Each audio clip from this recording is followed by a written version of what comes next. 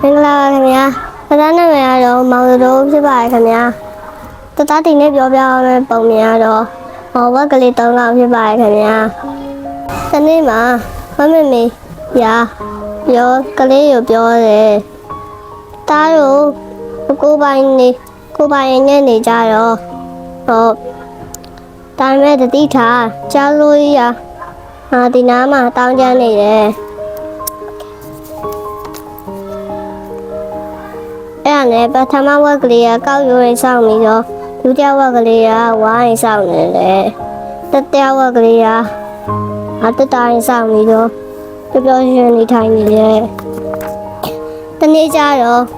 ကြားစိုးကြီးကတောင်ပေါ်ကနေဆင်းလာပြီးတော့တောင်ပေါ်ကနေဆင်းလာပြီးတော့ပထမဝက်ကလေးကိုလာပြီးတော့မင်းကိုလည်းစားမယ်မင်းကိုလည်းဖြတ်စီးပြမယ်လို့ပြောပြီးတော့ပေါက်ရိုးဖြဲပလိုက်တယ်။အဲ့ဒါနဲ့ပထမဝက်ကလေးကလည်းဒုတိယဝက်ကလေးကိုပြေးသွားတယ်။အဲ့ဒါနဲ့ကြားစိုးကြီးကလည်းဒုတိယဝက်ကလေးကိုရောက်လာတယ်။အဲ့တော့အပြင်ကနေပြီးတော့မင်းကိုလည်းစားမယ်မင်းကိုလည်းဖြတ်စီးပြမယ်ဆိုပြီးတော့ပြောပြီးတော့ဝါ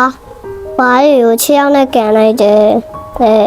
ဒါနဲ့ဒုတိယဝက်ကလေးနဲ့တတိယဝက်ကလေးကလည်း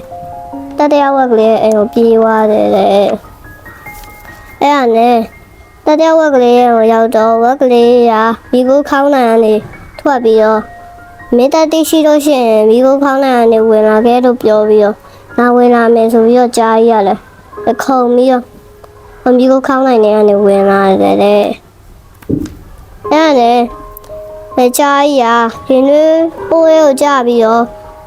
တေဝါတယ်အဲ့ဒါနဲ့ဝက်ကလေး3ကောင်ကလည်းပျော်ပျော်ရွှင်ရွှင်နဲ့နေထိုင်သွားကြတယ်။ပုံရတော့တာပါခင်ဗျ။